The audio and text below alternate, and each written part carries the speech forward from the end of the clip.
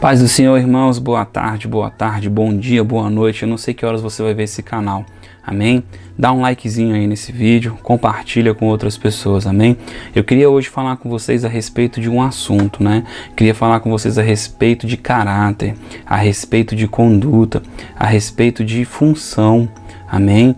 Quando Deus te chama para fazer algo, Ele espera que você realmente faça isso, amém, irmãos? E eu queria falar hoje sobre uma coisa que talvez você nunca ouviu falar, ou talvez você leu nas escrituras e você fala assim, caramba, o que é isso, né? Olha só que assunto legal. Fala sobre parede branqueada, né? O apóstolo Paulo, certa feita, ele está preso, né, e ele vai dar um depoimento diante das pessoas, né, e um sacerdote toma uma atitude, um sumo sacerdote toma uma atitude, e o apóstolo Paulo, como se ele estivesse xingando, mas era só um adjetivo, né, ele estava dizendo, você é uma parede branqueada, né? Talvez hoje, se alguém me chamasse de parede branqueada ou te chamasse de parede branqueada, você olhar o que é isso, né? O que tem a ver isso, né? Mas naquela época as pessoas entendiam o que isso significava, tá bom? Então olha só, vou ler o texto, né, para não ficar sem contexto, para você entender. Paulo fixou os olhos no Sinédrio e disse, irmãos, até o dia de hoje tenho andado diante de Deus com toda a consciência. Com toda a consciência significa com toda a convicção e certeza de que sou um homem íntegro, que estou fazendo a coisa certa. Amém, irmãos? O sumo sacerdote Ananias, porém, mandou aos que estavam junto dele que o ferissem na boca. O sumo sacerdote mandou que os caras batessem em Paulo, olha só, na boca de Paulo, para ele calar a boca, como se ele estivesse falando uma mentira. E olha só, então Paulo lhe disse, Deus te ferirá, parede branqueada. Tu estás aqui sentado para me julgar conforme a lei, e contra a lei me mandas ferir. Né? Então o apóstolo Paulo está dizendo aqui, olha, você tem uma função, a sua função era me julgar conforme a lei, conforme o que a lei diz, conforme o que os princípios de Deus, né, devem ser feitos, né, devem ser estabelecidos, julgados, né, e você me julga conforme o teu interesse. Você tem uma aparência, né, de branco, de puro, de perfeito, né, ocupa um cargo, né, de sumo sacerdote, né, irmãos? E você não tem agido como sumo sacerdote, né? E aí por isso que ele chama ele de parede branqueada, né? Jesus em outra feita chama os fariseus de sepulcro caiado, né? Aquele sepulcro, sim, sepulcro, aquela parte lá do cemitério, né? Caiado quer dizer porque ela era bonita, ela era perfeitinha, né? Talvez nos tempos de hoje seria toda lapidada no mármore e tal, né? Naquela época eu não sei como era, mas era sepulcro caiado, era bonito, né? Bonito por fora e podre por dentro, cheio de morte. E quando o apóstolo Paulo fala isso para esse sumo sacerdote, ele está dizendo, você tem a aparência de pureza, né? Você tem a aparência de alguém que é íntegro, que é alguém que é correto, né? Mas você não é, você não age assim. E olha só, preste atenção no que está dizendo o texto. Os que estavam assentados ali disseram, ousas insultar o sumo sacerdote de Deus? Peraí, agora o cargo, a posição que ele estava acima do que era correto. Então o apóstolo Paulo agora não podia falar, né, debaixo da tua consciência, da sua verdade, debaixo daquilo que ele estava pré-falando, né, vivendo debaixo daquele caminho. Ele não podia agora levar a verdade, né, porque aquele homem estava acima da lei de Deus. Preste atenção nisso. Respondeu-lhe Paulo, não sabia, irmãos, que ele era o sumo sacerdote, pois está escrito, não dirás mau testemunho do príncipe do teu povo. Irmãos, ele não está falando aqui, irmãos, do fato dele ser o sumo sacerdote. Ele está dizendo, se ele realmente é o sumo sacerdote, por que ele fala mal de Cristo? Por que ele fala que essa suposta seita, né, esse suposto caminho não é o caminho, né? Cristo é o príncipe deste povo, Cristo veio ser a salvação desse povo, e por que ele nega?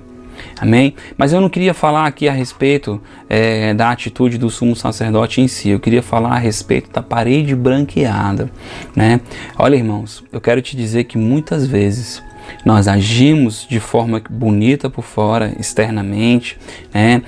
Conseguimos até enganar as pessoas com as nossas atitudes, mas por trás, né, o que vale de verdade, de fato, são as nossas intenções.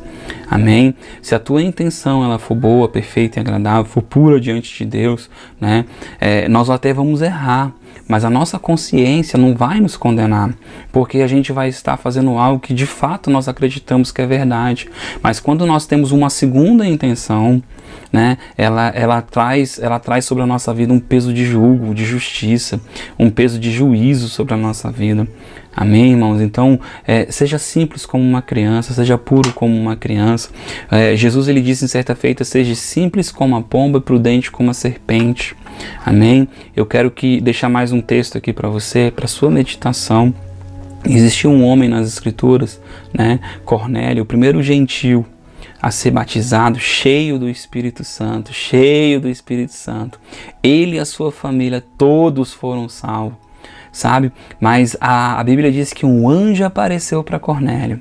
E esse anjo disse: homem, as tuas esmolas e as tuas orações estão em memorial diante de Deus. Eu quero te dizer que Deus está assistindo a tua vida. Os anjos estão assistindo a tua vida. E Deus vai marcar um encontro contigo. Por causa da tua vontade de querer, a tua vontade de querer fazer o que é certo, a tua vontade de acertar.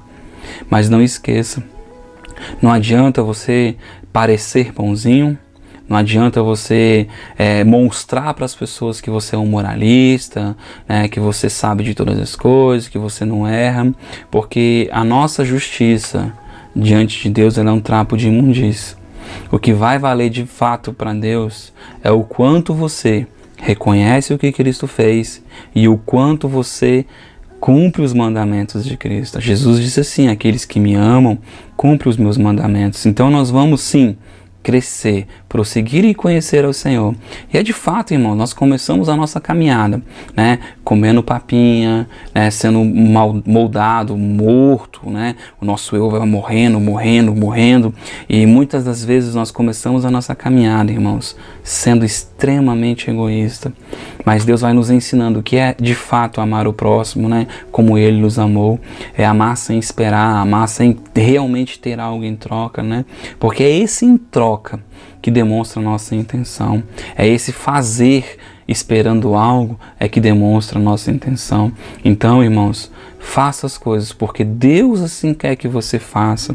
Faça as coisas esperando cumprir os princípios de Deus, esperando estabelecer aquilo que Deus quer que você estabeleça. No caso desse sumo sacerdote, ele deveria julgar com a lei, né? E assim como aquele que julga com a lei, ele devia ter a expectativa, né, de Jesus ser o Filho de Deus. Mas no fato é que se Jesus fosse o Filho de Deus, ia cair por terra todo o seu legado, todo o seu poder, toda a sua doutrina, né? Tem outro texto nas Escrituras que ele diz assim: nós precisamos eliminar, matar Jesus, porque se nós não acabarmos com ele, ele vai tirar o povo da gente, ele vai tirar o poder da gente. Você tem noção do que é isso, irmãos? Homens que foram fundamentados, foram estabelecidos para adorar a Deus, para levar o conhecimento de Deus, né? Mas de fato não estão lá para isso, né? E aí é onde a gente começa a entender quando as pessoas olham para Jesus e elas falam assim: ele fala como quem tem autoridade, né? Essa autoridade, na verdade, é algo que é intrínseco, está dentro de você. Muitas vezes na sua caminhada, as pessoas vão provar o teu caráter, elas vão testar a tua identidade, né? Elas vão te julgar pelo externo, ou por uma fala, por uma atitude, por uma ação. Elas vão te julgar, mas o importante não era o ser julgado. Irmãos, a Bíblia diz que nós seremos provados. Jesus foi provado. O importante disso, nessa caminhada toda, nessa história toda, é como você age. Jesus sabia quem ele era e ele não precisava mostrar para ninguém que ele era o Cristo, né? E você precisa saber que você é o Filho de Deus também, que você nasceu em Cristo, né? Que você é nova criatura. Você precisa saber, sim, se eu sou criança, eu estou crescendo, né? Se eu já estou maduro, eu estou sendo aperfeiçoado, né? Se eu estou sendo provado, você precisa entender, eu estou sendo provado para ser aprovado. Você será aprovado. Você não é uma parede branqueada, você é uma pessoa de caráter, de consciência. Então você precisa andar assim, agradando a Deus, lembrando que as tuas obras e as tuas esmolas, as tuas orações estão em memorial diante de Deus. Irmãos, lembre-se disso. Ele está vendo a tua vida, Ele está assistindo a tua vida. E sabe, os anjos do Senhor estão colhendo as tuas lágrimas, colocando em memória diante de Deus, colhendo a tua oração, colocando em memória diante de Deus. Toda a tua vida, né? A Bíblia fala do livro das obras, né? O livro das obras do homem. Está escrito lá, né? O quanto você tem cumprido o propósito que Deus te chamou para cumprir. Então, irmãos, siga sim fazendo a vontade de Deus.